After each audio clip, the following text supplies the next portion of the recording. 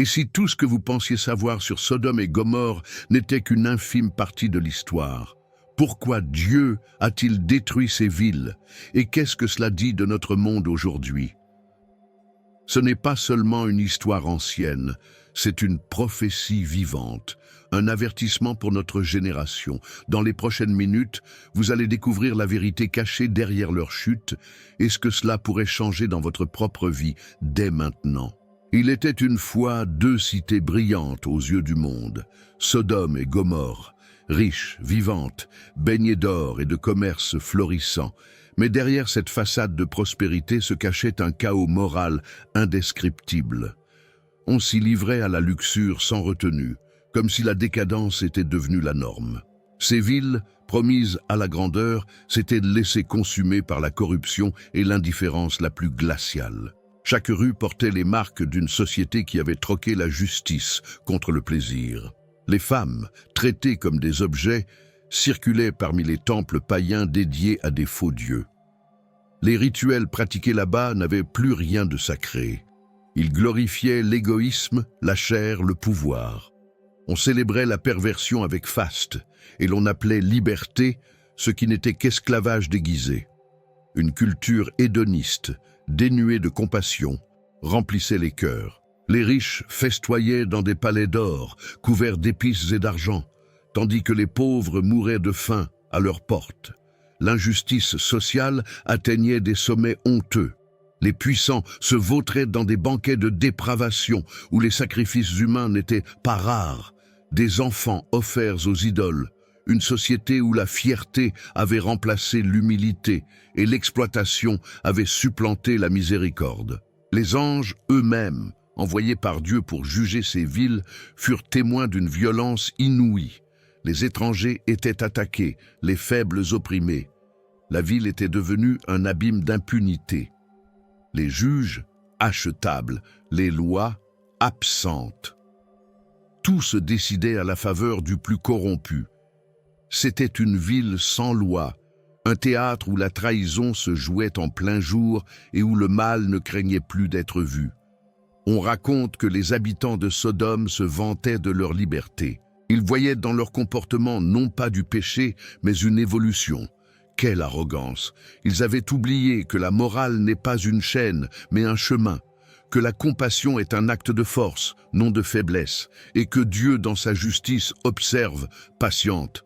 Mais n'oublie pas, leur orgueil les poussait à défier le ciel. La Bible est claire, ils étaient arrogants, vivaient dans l'abondance et l'oisiveté, mais ils n'ont pas secouru le pauvre et le nécessiteux. Ézéchiel 16, 49. Cette indifférence glaçante, ce refus de se repentir, fut leur condamnation. Malgré les avertissements, malgré la présence même des anges, leur cœur restait de pierre. La ville s'enfonçait dans sa propre destruction, persuadée qu'elle était invincible. Mais Dieu, fidèle à sa justice, décréta la fin. Il ne s'agissait plus d'une punition humaine, mais d'un jugement divin. Le feu et le soufre tombèrent du ciel. Une extermination totale, une destruction divine venue du trône céleste. Tout ce qui brillait fut réduit en cendres. Tout ce qui semblait puissant disparut en un souffle. Ainsi fut scellé le sort d'une société corrompue jusqu'à l'os. Et aujourd'hui, n'avons-nous pas dans notre monde moderne des reflets de Sodome, des métropoles où la luxure, le commerce injuste, la culture hédoniste et la perversion règnent en maître, des endroits où la religion devient façade et où les temples modernes ne sont que des marchés d'or et d'argent, des sociétés où la morale est moquée et où la compassion semble absente? Mais l'histoire ne s'arrête pas là. Car si Sodome fut détruite, c'est aussi pour nous avertir, pour nous rappeler que derrière la richesse et les fêtes, la corruption peut creuser sa tombe, et que dans chaque pierre calcinée de ces villes disparues résonne un appel, choisir la justice avant le jugement. Et justement, cette justice, parlons-en. Vous êtes-vous déjà senti perdu, déconnecté de qui vous êtes vraiment, sans savoir quel est le plan de Dieu pour votre vie? La vérité, c'est que vous n'êtes pas ici par hasard. Dieu a un but pour vous, et je veux vous aider à le découvrir. C'est pourquoi j'ai créé 3 e-books qui transformeront votre parcours avec Dieu. Cliquez sur le lien dans le commentaire épinglé et commencez votre transformation dès maintenant. Sodome et Gomorrhe n'étaient pas seulement des lieux de dépravation, elles étaient aussi des centres de commerce prospères. L'or, l'argent, les épices rares circulaient à profusion dans les marchés animés. Le commerce battait son plein, les coffres débordaient, mais les cœurs, eux, étaient vides. Tandis que les puissants amassaient leurs trésors, les pauvres mouraient dans l'ombre, ignorés, oubliés. C'était une société fondée sur l'exploitation. Le contraste était brutal. D'un côté, des palais incrustés de pierres précieuses, de l'autre, des ruelles insalubres où les enfants mouraient de faim. L'inégalité n'était pas une faille du système, c'était le système. Le pouvoir n'était pas utilisé pour servir, mais pour écraser. Et les voix des opprimés s'élevaient vers le ciel, réclamant justice. Un écho que Dieu entend, toujours. Car dans son royaume, aucune larme n'est ignorée. Les riches vivaient dans l'excès, des fêtes sans fin, des tables garnies de mets exotiques, tandis que dehors, la pauvreté s'étendait comme un feu rampant.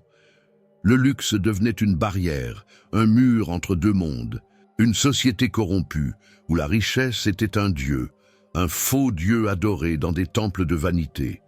Et ceux qui osaient dénoncer l'injustice sociale étaient traités comme des fous ou des perturbateurs.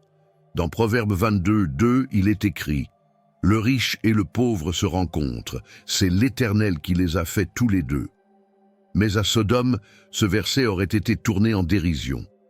Ils avaient oublié que l'or n'a pas plus de valeur que la compassion, que l'argent ne rachète pas un cœur dur.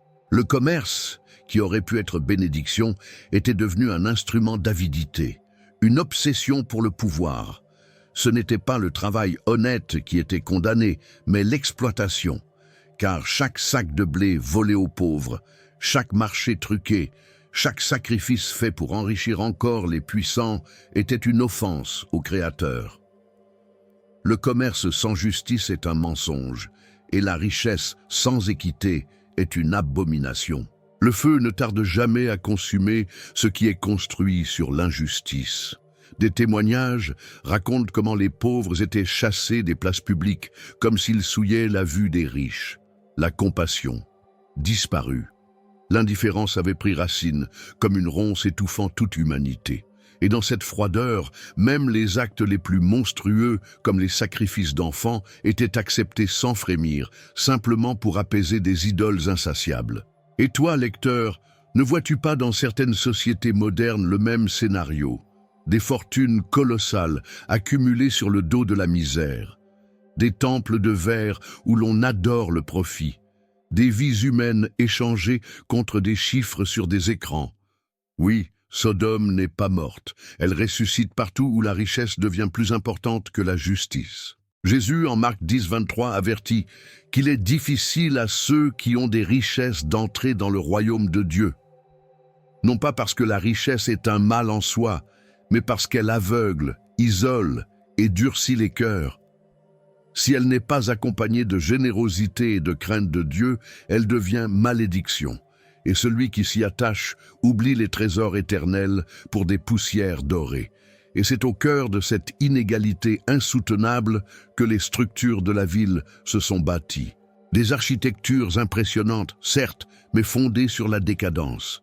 Cela nous amène à notre prochain regard, l'illusion de grandeur qu'offraient les murailles et les palais. Le contenu vous a plu et il a fait une différence pour vous? Cliquez sur « Merci » et soutenez notre travail. Les visiteurs de Sodome et Gomorrhe étaient souvent frappés par leur beauté. Des murs massifs, des portes ornées de reliefs, des palais en marbre, des places décorées de fontaines d'eau claire. Tout semblait prospère, organisé, presque paradisiaque. On parlait d'elles comme des joyaux du désert. Mais cette magnificence architecturale n'était qu'un masque raffiné posé sur un cœur pourri. La façade cachait une société corrompue. Les grandes avenues pavées, bordées de colonnes et de temples païens, servaient de scène à une vie quotidienne dénuée de toute moralité. Derrière chaque vitrail doré se tramaient des rituels sombres, des trafics d'influence et des fêtes de dépravation.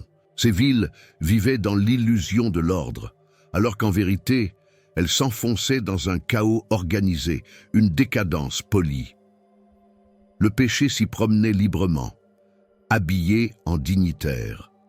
Ce n'est pas sans raison que Dieu, dans Genèse 13:10, décrit Sodome comme un jardin de l'Éternel. Mais ce jardin avait été empoisonné. Les jardins suspendus de ces cités rivalisaient avec ceux de Babylone. Mais au lieu de produire du fruit pour Dieu, ils nourrissaient la vanité humaine. Les marchés étaient pleins d'or, d'argent, d'épices rares, mais vides de compassion, de justice, d'écoute. Le commerce avait remplacé la prière. L'organisation politique elle-même était structurée autour du pouvoir corrompu. Les élites vivaient dans des demeures imposantes, au-dessus des lois. Les pauvres, eux, se voyaient refuser l'accès aux espaces publics. Une société stratifiée, impitoyable, où la richesse offrait non seulement le confort, mais l'impunité. La violence était institutionnalisée, et les temples, censés être des lieux sacrés, étaient devenus des centres d'influence perverse. Les temples païens élevaient leurs colonnes vers le ciel comme s'ils défiaient Dieu lui-même. À l'intérieur, on célébrait des rituels de luxure et de sacrifice. Ces lieux, riches en or et en statues de faux dieux, rivalisaient en splendeur avec les véritables lieux de culte, mais n'offraient que perdition. Le peuple adorait le pouvoir, le plaisir, l'argent. C'était une religion du moi, une culture hédoniste parfaitement huilée, mais spirituellement vide. Chaque structure reflétait l'orgueil de ses bâtisseurs. Rien n'était simple ou humble. Tout devait briller, impressionner, dominer. On construisait non pas pour abriter la vie, mais pour glorifier l'ego. Ce culte de l'apparence était une forme d'arrogance contre Dieu, un rejet de la simplicité sacrée prônée par les prophètes. L'architecture devenait un sermon silencieux, mais d'un évangile inversé. Et aujourd'hui encore, ne voyons-nous pas ces cités modernes aux immeubles immenses, aux centres commerciaux fastueux, aux stades et palais gigantesques, pendant que les sans-abri dorment juste au pied de ces structures. Ce contraste glaçant nous rappelle Sodome, une beauté extérieure qui dissimule la dévastation intérieure, une société qui s'effondre sous le poids de son propre paraître. Dans Matthieu 23-27, Jésus déclare « Vous êtes semblables à des sépulcres blanchis, qui paraissent beaux au dehors, mais qui, au-dedans, sont pleins d'ossements de mort et de toute espèce d'impureté. » Cette parole, adressée aux pharisiens, pourrait tout aussi bien s'appliquer à ces villes, brillantes à l'extérieur, mortes à l'intérieur. Une architecture splendide sans justice, c'est un tombeau doré. Et sous ces coupoles brillantes, une autre réalité s'agitait. La nuit tombée, les rires s'élevaient, les chants païens résonnaient, et les célébrations commençaient. Car dans ces villes, la fête n'était pas un loisir, c'était une idole. Passons alors à ce que ces fêtes révélaient vraiment. À Sodome et Gomorrhe, la nuit tombée n'était pas synonyme de repos, mais de déchaînement. Dès que le soleil disparaissait derrière l'horizon, les rues s'illuminaient de torches, les tambours résonnaient et les places se remplissaient d'hommes et de femmes ivres de plaisir. Les fêtes étaient quotidiennes, orgiaques, sans limite. Le rire couvrait les cris, la musique couvrait les pleurs. C'était une mascarade de joie qui cachait un gouffre d'immoralité. Tout était permis. Aucun interdit ne résistait à la fièvre de la nuit. La moralité, moquée, la décence, trahie. On célébrait l'égoïsme avec faste. On dansait autour des idoles avec arrogance. Des rituels païens se mêlaient aux festivités. Des sacrifices s'y glissaient, parfois humains, parfois plus subtils. L'innocence d'un enfant, la dignité d'une femme, l'honneur d'un homme vendu pour quelques heures de luxure. Le feu des torches reflétait celui du péché. Ces fêtes étaient tout sauf innocentes. Elles étaient l'expression d'un rejet collectif de Dieu. Dans Romains 1, 24-25, Paul écrit « C'est pourquoi Dieu les a livrés aux convoitises de leur cœur. Ils ont adoré et servi la créature au lieu du Créateur. » Voilà exactement ce que Sodome vivait. Un culte du corps, du plaisir, du pouvoir. Chaque nuit, était un sacrifice sur l'autel du moi je veux. Des temples entiers étaient réservés aux festivités obscènes. On ne parlait plus de célébration, mais de dépravation. Le vin coulait à flots, l'encens brûlait en l'honneur de Dieu de pierre, et l'on croyait honorer la vie alors qu'on embrassait la mort. On appelait ça culture, mais c'était une culture de décadence, une perversion ritualisée, un esclavage volontaire aux passions les plus sombres. Et pourtant, ceux qui y participaient se disaient libres. Ils se moquaient des prophètes. Ils traitaient de fous ceux qui refusaient de s'y joindre. Leur fierté était leur bannière, leur indifférence, leur armure. Ils ne voyaient pas que chaque fête creusait leur propre tombe. Ils croyaient contrôler leur destin, alors qu'ils s'abandonnaient au chaos, à la destruction, à un feu qu'eux-mêmes allumaient. On entendait les rires fuser dans les hauteurs des palais, pendant qu'au sol, des enfants affamés cherchaient un morceau de pain. Quelle ironie! Ces fêtes étaient censées célébrer la vie, mais elles tuaient l'âme. Les sacrifices n'étaient pas toujours sanglants, mais ils coûtaient cher. L'innocence perdue, la compassion éteinte, la vérité rejetée, une société ivre d'elle-même, dansant sur le bord de l'abîme. Aujourd'hui encore, on célèbre beaucoup, on fait tout le temps. Mais que célébrons-nous vraiment? Des festivals où l'on prêche la liberté mais où règne la perversion, des concerts où des foules entières adorent des idoles modernes, des événements où le commerce et la luxure se tiennent par la main. On est loin du psaume 150, louer Dieu avec les cymbales retentissantes. Ici, ce n'est pas Dieu qu'on loue. Le vrai danger, c'est qu'à force de se divertir, on finit par oublier de discerner. Le cœur s'endurcit. Ce que l'on trouvait choquant devient normal. Ce que l'on trouvait honteux devient tendance. Et la fête devient un outil de domination, un anesthésiant pour l'âme, un moyen pour les puissants de maintenir l'illusion. Sodome nous avertit. Toutes les fêtes ne viennent pas du ciel. Et dans cette ambiance de fête déchaînée, un autre fléau se répandait. Plus sourd, plus dangereux, la violence. Car où il n'y a plus de respect, il ne peut y avoir de paix. Sous les dorures des palais et les chants des fêtes, Sodome cachait un fléau plus sinistre encore, la violence, partout, à toute heure. Les cris d'enfants battus, les femmes arrachées à leur maison, les voyageurs agressés pour avoir simplement traversé la ville. On frappait d'abord, on ne posait jamais de questions. C'était une ville où l'impunité régnait comme un roi sans pitié. Les juges n'étaient que des pions corrompus, complices de ceux qui détenaient le pouvoir et l'argent. Aucun procès équitable, aucune compassion. L'injustice sociale était institutionnalisée. Les puissants se servaient de la loi pour se protéger eux-mêmes et écraser les faibles. C'était la loi du plus riche, du plus violent, du plus arrogant. La violence était devenue système, stratégie, outil de domination. Les étrangers qui entraient dans la ville n'étaient pas accueillis mais humiliés. Dans Genèse 19, les hommes de Sodome exigent qu'on leur livre les visiteurs de l'eau pour les abuser. Une scène insoutenable qui dévoile la profondeur de la perversion. Ces hommes n'étaient plus humains, ils étaient devenus des bêtes en quête de domination sexuelle, ivres de leur propre cruauté. Sodome était devenu un abattoir de la dignité. L'impunité encourageait les pires excès. On tuait pour un mot de travers, on volait sous les yeux de tous et personne ne disait rien. Le silence des bons était complice du mal. Chaque quartier était un théâtre d'abus, de trahison, de crimes ritualisés. Et plus encore, la violence était sacrée. Elle faisait partie de certains rituels païens, une offrande de sang pour des dieux de pierre. Et l'on disait que c'était normal, que cela faisait partie de la nature humaine, que la force était la seule loi.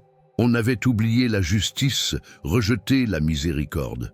Proverbe 21:7 dit « La violence des méchants les emporte parce qu'ils refusent de faire ce qui est juste ». Cette parole, vieille de millénaires, était le miroir exact de Sodome. Et c'est aussi un miroir pour notre époque. Car combien d'endroits aujourd'hui vivent dans cette même impunité? où les riches écrasent les pauvres, où les innocents sont enfermés et les coupables honorés, où les autorités détournent les yeux pendant que l'injustice ravage. Oui, Sodome n'est pas un mythe, c'est un modèle de société déchue qui se répète quand l'homme rejette Dieu, et cette violence n'est jamais anodine, elle attire le jugement. On entendait des cris dans les rues, mais pas ceux de la fête. Des cris de douleur, des cris étouffés, des cris que plus personne n'écoutait. L'indifférence était devenue une seconde peau. Même Lot, en accueillant les anges, se voyait menacé. Une société où l'hospitalité est punie, où la bonté devient un danger, ne peut survivre longtemps. La prophétie était déjà en marche, et c'est là que le ciel, silencieux jusqu'ici, commença à s'agiter. Les anges, témoins de ces horreurs, savaient déjà, la coupe de l'injustice était pleine. L'impunité ne durerait plus, car le Dieu juste, le Dieu des opprimés, s'apprêtait à rendre un verdict que nul ne pourrait renverser. Un verdict de feu. Mais avant ce jugement, un autre péché frappait ces villes. Peut-être le plus terrible aux yeux de Dieu, l'indifférence cruelle face à la souffrance des pauvres. Passons alors à cette blessure profonde, cette froideur qui tue sans bruit. À Sodome, la pauvreté n'était pas seulement tolérée, elle était cultivée. Les riches vivaient dans l'opulence, dans des palais débordant de nourriture, d'or et d'épices, pendant que les pauvres mouraient de faim au pied de leurs murailles. Ce n'était pas un accident du système, c'était une décision collective. L'égoïsme n'était pas un vice, mais une vertu socialement acceptée. Personne ne tendait la main. Ceux qui souffraient n'étaient pas seulement ignorés, ils étaient méprisés. Ils dérangeaient la vue, salissaient les places publiques, rappelaient une réalité que l'on préférait oublier. Et si un homme osait les aider, il devenait lui aussi un paria. À Sodome, la compassion était vue comme une faiblesse, une trahison contre le culte de la réussite et de l'indifférence. Dans Ézéchiel 16:49, Dieu dit clairement « Voici quel a été le crime de Sodome. Elle avait de l'orgueil, elle vivait dans l'abondance et dans une insouciante sécurité, sans secourir le pauvre et l'indigent. Le cœur de leur condamnation n'était pas seulement la luxure, mais le refus de tendre la main. La cruauté passive, le rejet du plus faible, était une offense directe à la justice divine. Les sacrifices humains étaient pratiqués, y compris des enfants, pour apaiser de faux dieux ou pour garantir plus de richesses. C'est-à-dire que l'on échangeait des vies humaines contre du pouvoir. Cette pratique monstrueuse, bien que difficile à concevoir aujourd'hui, résonne pourtant dans nos sociétés modernes, chaque fois que l'on sacrifie les plus vulnérables sur l'autel de l'économie ou du confort personnel. Ce n'est pas seulement l'absence d'aide qui détruisait la ville, c'était le mépris, une culture qui valorisait la réussite individuelle au point d'écraser les autres. On exploitait les pauvres, on les utilisait, puis on les jetait. Ils étaient des rouages invisibles d'un système d'esclavage déguisé où la richesse des uns se construisait sur l'épuisement des autres. Un commerce d'âme. Et ce modèle tragique, nous le reconnaissons aujourd'hui encore. Des millions d'êtres humains vivent dans la pauvreté pendant qu'une minorité accumule des fortunes indescriptibles. L'indifférence moderne est plus propre, plus silencieuse, mais elle tue tout autant. Elle se cache derrière les écrans, les statistiques, les politiques, mais ses fruits sont les mêmes, la misère, l'exploitation, la perte de l'humanité. Jésus, dans Matthieu 25:45, dit « En vérité, je vous le dis, chaque fois que vous n'avez pas fait cela à l'un de ces plus petits, c'est à moi que vous ne l'avez pas fait. » Cette parole suffit à renverser toutes les excuses. À Sodome, ils ne l'ont pas fait. Et ils furent jugés, pas seulement pour leurs actes, mais pour leur silence, leur indifférence, leur cœur fermé à la douleur de l'autre.